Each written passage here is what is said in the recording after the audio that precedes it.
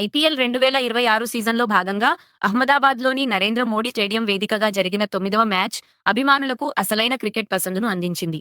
Rajasthan Royals మరియు Gujarat Titans జట్ల మధ్య జరిగిన ఈ పోరులో గెలుపు అనేది ఆఖరి బంతి వరకు రెండు జట్ల మధ్య దోబూచులాడింది.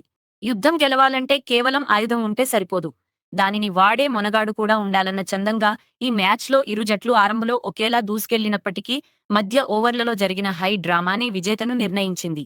ఈ మ్యాచ్లో గుజరాత్ టైటాన్స్ కు ఒక పెద్ద మైనస్ పాయింట్ ఏమిటంటే వారి రెగ్యులర్ కెప్టెన్ శుభ్మన్ గిల్ మెడ నొప్పితో ఈ మ్యాచ్ కు అందుబాటులో లేకపోవడం. దీంతో రషీద్ ఖాన్ సారథ్యంలో గుజరాత్ తన ఫస్ట్ హోమ్ మ్యాచ్లో బరిలోకి దిగింది.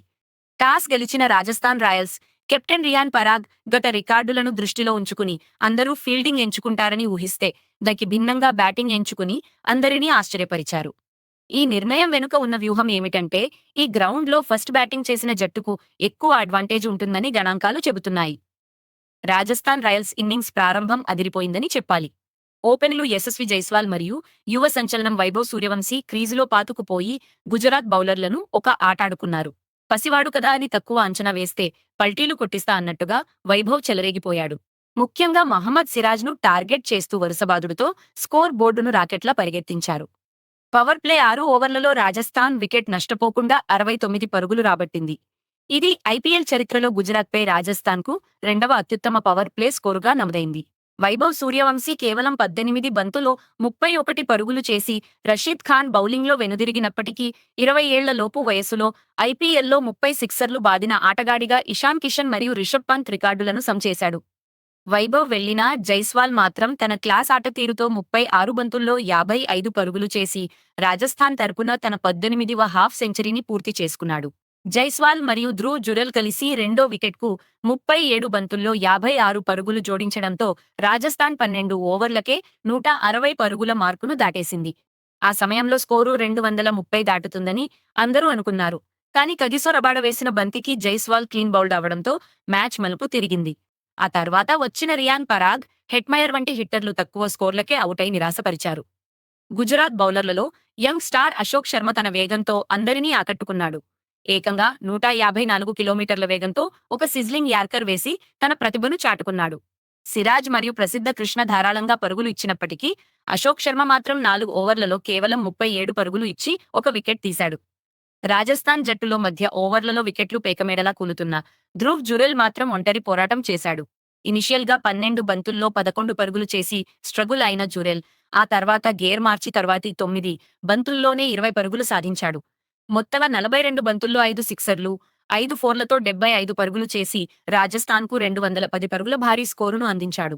గుజరాత్ మేనేజ్మెంట్ వాషింగ్టన్ సుందర్కు ఒక్క ఓవర్ కూడా బౌలింగ్ ఇవ్వకపోవడం ఒక పెద్ద టాక్టికల్ మిస్టేక్గా మిగిలిపోయింది. జురెల్ అద్భుతమైన ఇన్నింగ్స్ వల్ల రాజస్థాన్ టీం ఆఖరి ఓవర్లలో వికెట్లు కోల్పోయిన గౌరవప్రదమైన స్కోరును సాధించగలిగింది.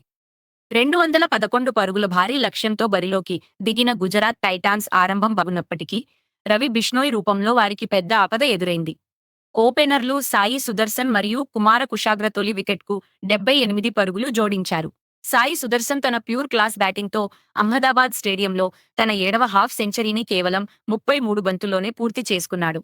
అయితే 10 ఓవర్ల వరకు గుజరాత్ జట్టు విజయం దిశగా సాగిపోతుంటే స్పిన్నర్ రవి బిష్నోయ్ తన మాయాజాలంతో సీన్ మొత్తం రివర్స్ చేసేశాడు. 73 పరుగుల వద్ద సుదర్శన్ అవుట్ చేయడంతో మొదలైన బిష్నోయ్ విధ్వంసం ఆ తర్వాత ఒకే ఓవర్లో గ్లెన్ ఫిలిప్స్ మరియు వాషింగ్టన్ సుందర్లను పెవిలియన్ పంపి గుజరాత్ నడ్డి విరిచింది. బిష్నోయ్ ఈ మ్యాచ్లో 41 పరుగులు ఇచ్చి 4 వికెట్లు పడగొట్టడమే కాకుండా టీ20 క్రికెట్లో 200 వికెట్ల క్లబ్లో చేరిన 19వ భారత బౌలర్గా రికార్డు సృష్టించాడు. జోస్ బట్లర్ 14 బంతుల్లో 26 పరుగులు చేసి మెరుపులు మెరిపించినప్పటికీ నాండే బర్గర్ వేసిన ఒక షార్ట్ బౌన్సర్కు క్లీన్ బౌల్డ్ అయ్యాడు.